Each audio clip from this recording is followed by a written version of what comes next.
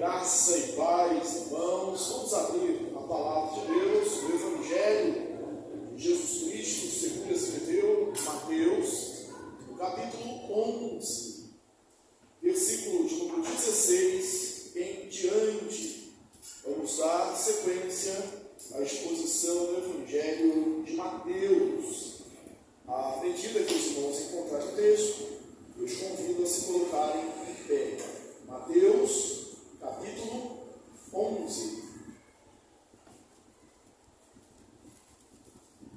Mateus 11, 16 em diante. Nós lemos assim: Mas a quem hei de comparar esta geração?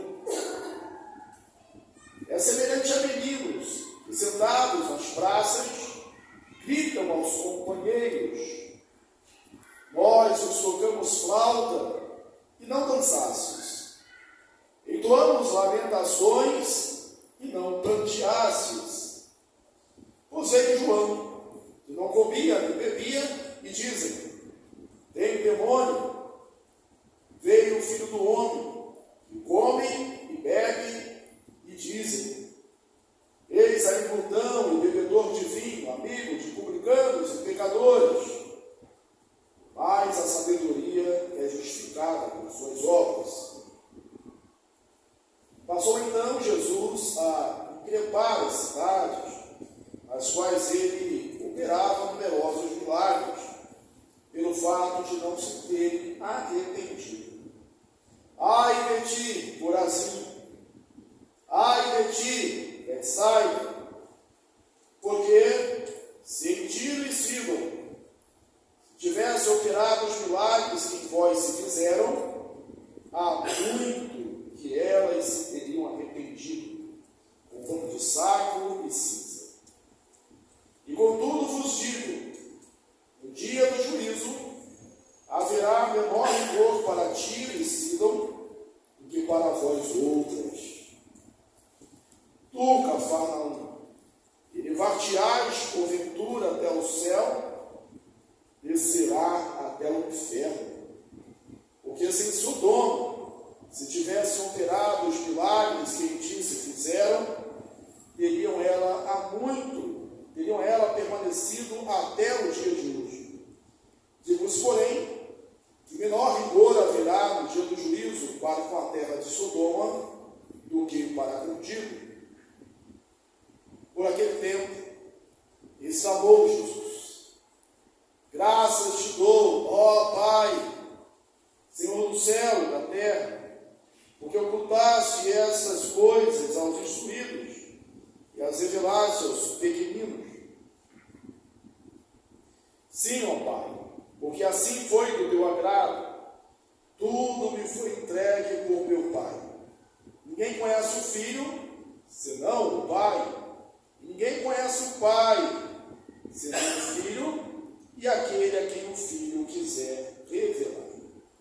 Vinde a mim, todos os que estáis cansados e sobrecarregados, e eu vos aliviarei. Tomai sobre vós o meu jugo, e aprendei de mim, porque sou manso e humilde de coração, e achareis descanso para a vossa alma. Porque o meu jugo é suave, o meu fardo é leve. Amém? Assentai-vos.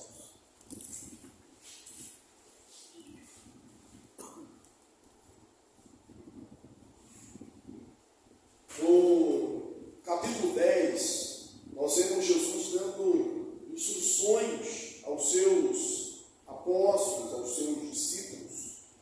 O Evangelho de Lucas situa esse texto naquele mesmo contexto da missão dos 70, quando eles saem de cidades em cidades, pregando o Evangelho, e voltam com alegria, pela recepção, por eles serem expulsados demônios, curados enfermos. Então Lucas situa essa passagem com a missão dos 70. Na instrução que Jesus dá no capítulo 10, ele faz admoestações, ele mostra, ele dá estímulos, ele faz repreensões, ele mostra as recompensas. E no capítulo 11, ele vai, à cidade dos discípulos, pregando o evangelho com eles. E é nesse contexto que chega João Batista, e nós já pregamos sobre esse texto aqui. Os discípulos de João, enviados por João, vêm com uma pergunta: és tu o Cristo, Messias, aquele que havia de vir, ou havemos de esperar outro? Jesus dá a resposta: vai, ide, notificai, dizei a João, os cegos veem, os paralíticos andam, os leprosos são purificados, e aos pobres o evangelho é pregado.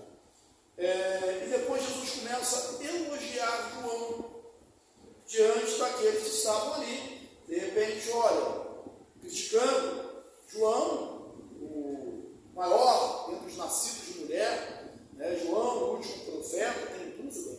E Jesus afirma que ele, dentre os nascidos de mulher, não há ninguém maior do que João. É o Elias que havia de vir, é o cumprimento das promessas. E no meio desses elogios a João, Jesus interrompe esses elogios para fazer uma repreensão. O texto diz aqui em relação às cidades que ele passou a increpar com elas. Ele passou a admoestar, a corrigir de uma maneira mais forte, de uma maneira mais enérgica. Ele começa a repreender, usando uma metáfora, um fato que acontecia no cotidiano daquele tempo. As praças era um lugar de ociosidade, também um lugar de comércio, era um lugar também das crianças, no momento livre, estarem brincando. E como é que as crianças brincam? Normalmente, você observa que as brincadeiras das crianças são imitações das coisas dos adultos. Brinca de casinha, brinca de caminhão, brinca de ser policial, brinca de coisas que parecem que os adultos fazem. E aquelas crianças, apresentadas por Jesus, devia ser um fato corriqueiro, ele diz assim: olha, a quem eu vou comparar vocês? A quem eu vou comparar esta geração? Aqueles que estão ouvindo. A quem eu vou comparar essa geração? A meninos, a crianças. Irmãos, quando nós somos comparados a crianças, pode ser um elogio, por um lado, dependendo do contexto, ou pode ser um insulto, uma afronta, uma recriminação. Quando Jesus ele usa, por exemplo, a palavra assim: olha, se vocês não se tornarem como desses pequeninos, não se tornarem como crianças, vocês não podem andar no reino dos céus. Ali é um conselho, ser criança, ser dependente de Deus. Aquilo ali é bom. Ser criança, ou ser como criança naquele contexto, é uma coisa boa. Aqui, ele está falando daquela atitude pueril, ou seja, infantil, imatura. Quando alguém chega para a gente e diz assim: deixa de ser criança, ele está te chamando de maturo, de uma pessoa que não tem bom senso, que não amadureceu. Isso é uma ofensa para a gente. E é nesse contexto aqui que ele fala: eu vou comparar meninos que estão brincando.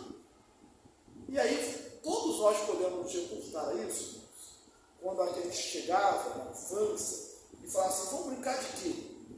E está todo mundo chato, ninguém queria brincar de nada, ninguém queria fazer absolutamente nada. Aí ele diz: olha, eu vou comparar a essas crianças chatas, essas crianças indiferentes.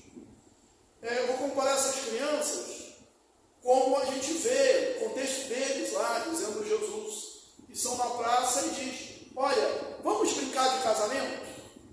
Vamos brincar de festa?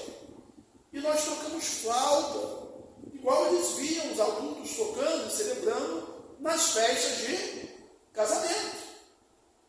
E vocês não dançaram, vocês não se divertiram, vocês não se alegraram.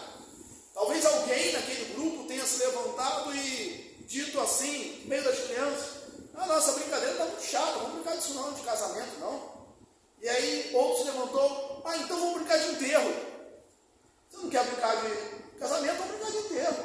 Aí nós cantamos Lamentações, ao jeito lá do sepultamento do Oriente, né? Com bastante vivacidade, com choros, com gritos, com lamentos, e vocês não choraram.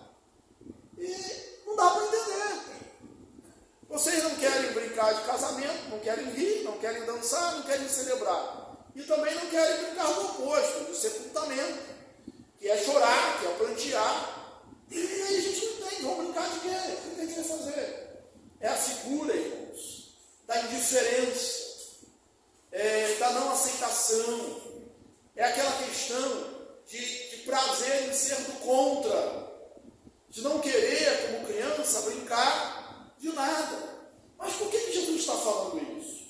Jesus não está querendo dar uma lição para as crianças, ao contrário, ele está falando com os adultos, ele está falando com os homens, ele está falando com os fariseus, com os escribas, com os sacerdotes, ele está falando com o povo, ele está falando com aquela geração. Preste bem atenção, aquela geração nesse sentido não passou. Ela continuou se perpetuando.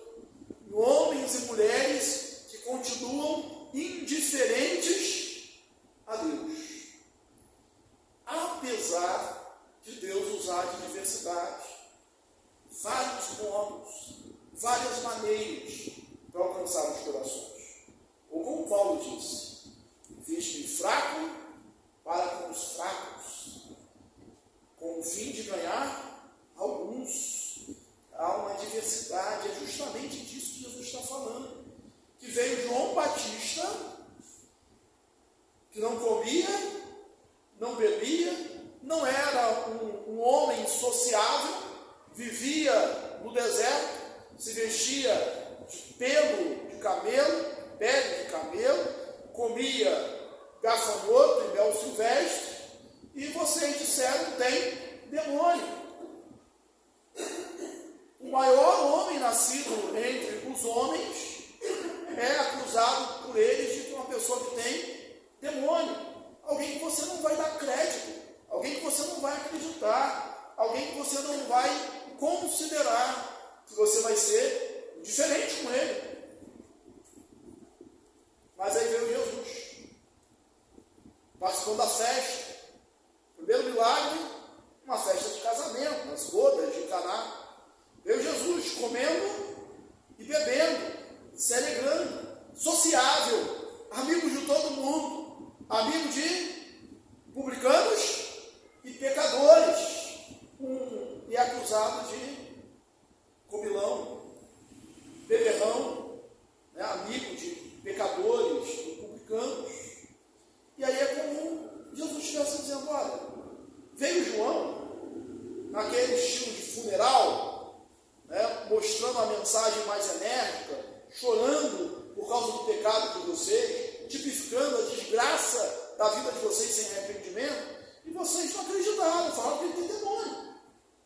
E veio o Filho do Homem, que é bem diferente de João, que come, bebe, está no meio do povo, e vocês dizem que ele é um comelão, um glutão, um bebedor de vinho, um amigo de publicanos e pecadores. De todos os lados, ou por todas as mensagens, de várias maneiras, de várias formas, vocês receberam a mensagem, e em todos vocês deram uma desculpa.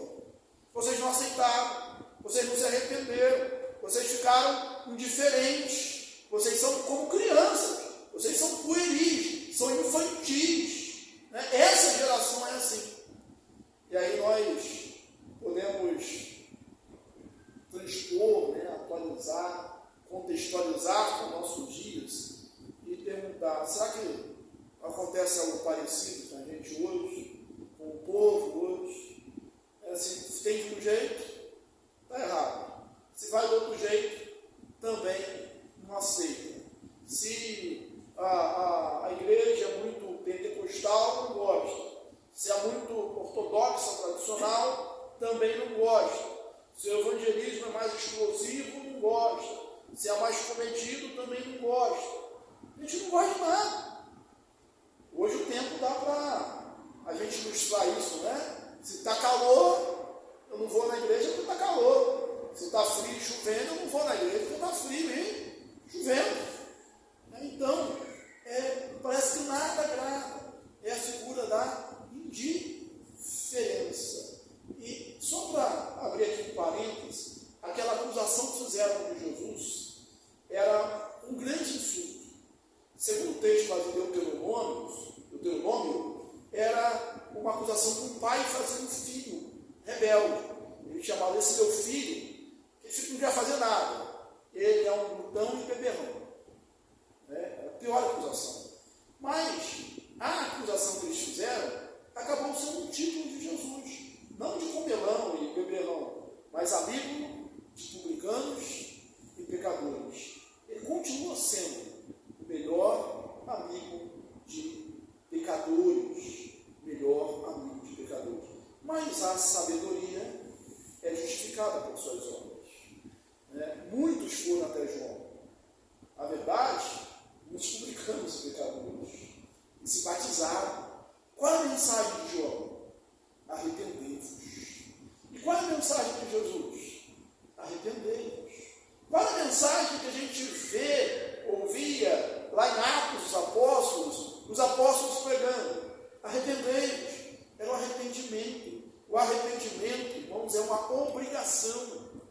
Nós precisamos nos arrepender.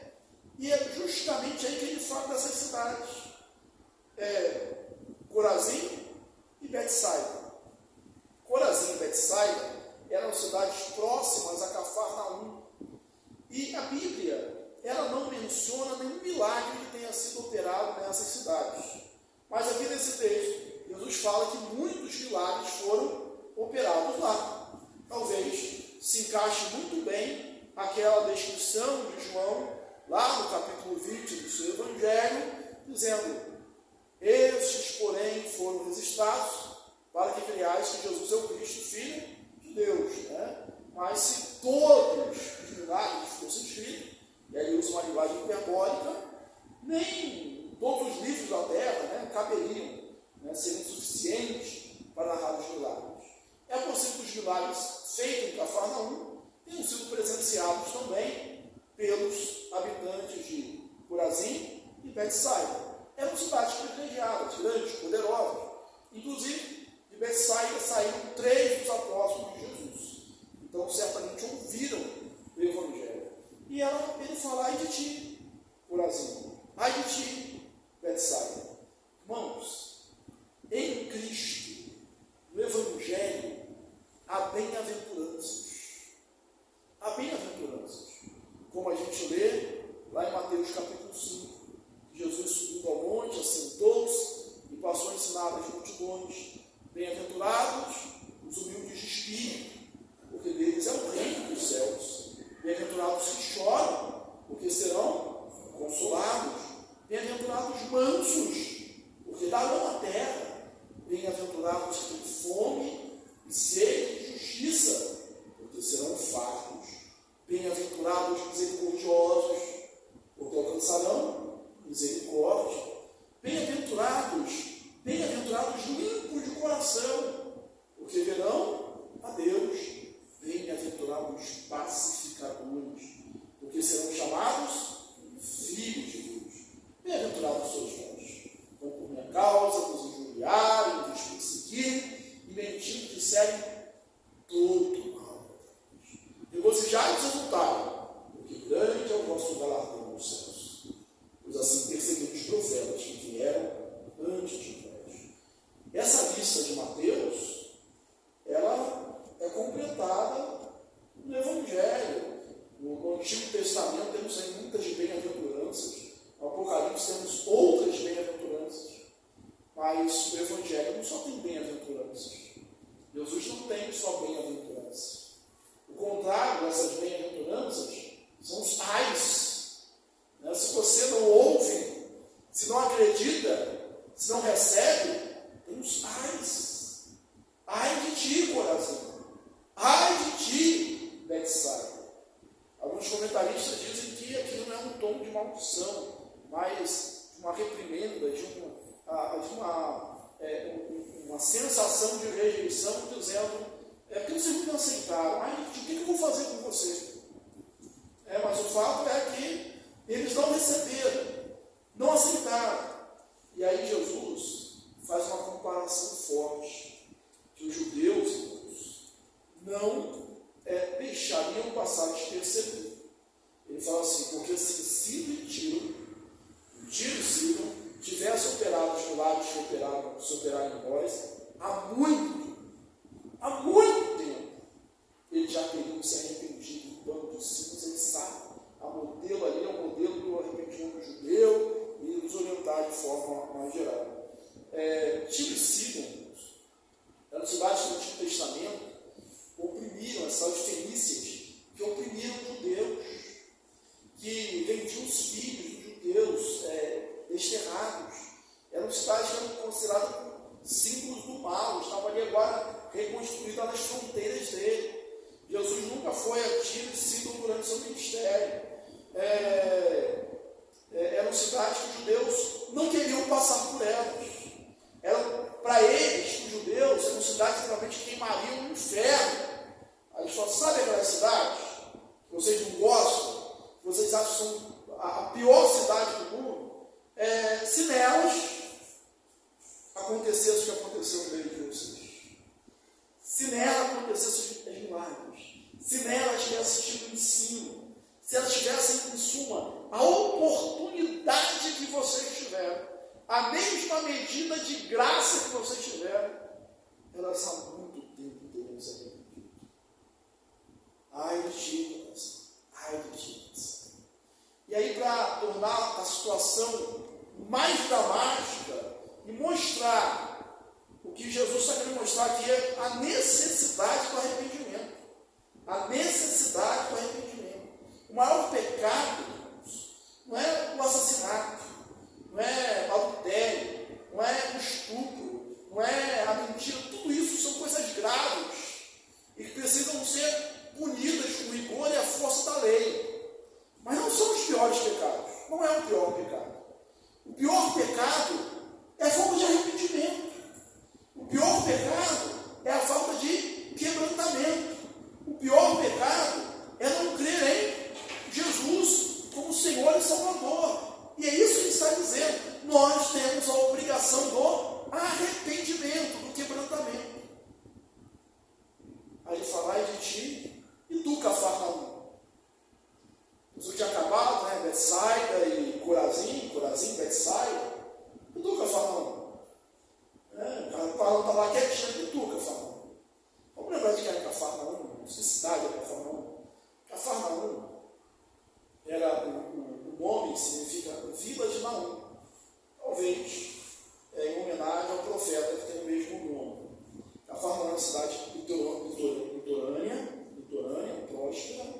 E quando Jesus foi rejeitado em Nazaré, ele adotou Cafarnaum como a sua cidade natal, como seu quartel-general. A base de Jesus era a cidade de Cafarnaum. Então, se Corazim e Corazim e Betsaida estavam em apuros por ter tido muitos milagres e não aceitaram Jesus, quanto mais Cafarnaum.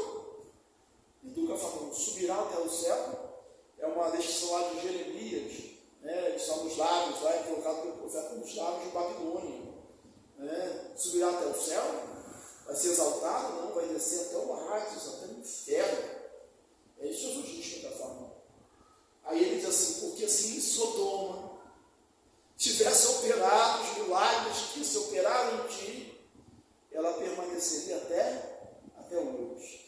E você vai lembrar que Sodoma e Gomorra se tornaram símbolos de iniquidade, de cidades iníquas, destruídas por Deus. Agora, essa sentença, não é só para Corazim e Betsaida, não é só para Corazim, Betsaida e Cafarnaum. Se você abrir lá no capítulo 10, nós já tivemos a oportunidade de pregar, Jesus, quando ele manda os seus discípulos, ele fala, se não receberem vocês sacudam o pó da sandália de vocês, porque menor rigor haverá para Sodoma e Gomorra no dia do juízo que para essas cidades. Sodoma e Gomorra eram um símbolo de impiedade. Você lembra o que aconteceu em Sodoma e Gomorra? A última coisa? Os anjos foram visitar Ló, o sobrinho de Abraão, e aí os habitantes daquela cidade queriam abusar, queriam estuprar aqueles homens, que eles não sabiam que eram anjos. Essa era a cultura de Sodoma e Gomorra. Ela sai de símbolo de impiedade. Aí eles falam, eles teriam permanecido se lá tivesse operado os milagres que operaram em vocês. Lembra de Nínive? Era uma cidade também perversa. E aí o profeta foi lá, e Jonas nem queria ir, nem queria. O que aconteceu? Os ninivitas se arrependeram e foram culpados. Então, qual é a nossa obrigação? Qual a obrigação deste mundo? O que Deus requer? Essa é a aplicação do texto até aqui. Ele requer arrependimento. E aí Jesus, depois dessa bronca, desse increpar, como diz o texto, ele parece que ergue as mãos, os olhos aos céus. Essa expressão que o texto nos transmite diz: graças te dou, ó Pai, porque revelaste essas coisas aos pequeninos, ocultaste aos grandes, aos poderosos, e revelaste aos pequeninos. Jesus não está falando nada contra a cultura, contra os entendidos, não é a capacidade intelectual que é condenada, é o orgulho intelectual. Existe diferença entre uma coisa e outra. Não é a capacidade intelectual que é condenada, é o orgulho intelectual. E quem tinha recebido, quem são simbolizados aqui como esses grandes, como esses entendidos? Os fariseus, os escribas, guardiões ali do conhecimento, da cultura de Israel. E os pequeninos são todos aqueles que, com humildade, recebem o Evangelho. Podia ser um sacerdote, podia ser um fariseu, um Nicodemos, por exemplo, que reconhece em Jesus a salvação. Nós somos esses pequeninos. Todos aqueles que reconhecem que dependem da graça de Deus são esses pequeninos a quem o Evangelho é revelado, a quem a graça de Deus é revelada. Agora, veja bem o amor de Jesus. Ele não é aquele que está magoado, foi rejeitado, agora não quero mais assunto contigo. É nesse mesmo contexto de rejeição, de comparar, de dar uma bronca. É aquele pai que briga, mas ama. Talvez o filho não entende, Uma repreensão é uma prova de amor, como a Bíblia nos ensina. Deus repreende a quem ama, como o pai ao filho, a quem quer bem. Os filhos às vezes não entendem isso. Mas na mesma hora que ele dá a bronca, que ele increpa, tendo aqui falado de maneira mais dura contra as pessoas, ele diz aquele texto que é um dos mais lindos que a gente tem no Novo Testamento, e todo mundo sabe de cor, todo crente sabe de cor. Vinde a mim, vós todos estáis cansados e sobrecarregados, e eu vos aliviarei. Tomai sobre vós o meu jugo e aprendei de mim, sou manso e humilde de coração, porque o meu jugo é suave e o meu fardo é leve, e achareis descanso para a vossa alma. Irmãos, o judaísmo, as leis judaicas, eram chamadas, eram consideradas, na verdade, isso nos diz, um fardo, um peso. Você deve estar lembrado que em outra ocasião, Jesus disse assim, que os fariseus colocavam pesados fardos sobre as pessoas e não ajudava nem com o dedo, a mover aquele fardo. Porque a lei era isso. Era um grande fardo, um conjunto de regras que eles colocavam, impondo às pessoas.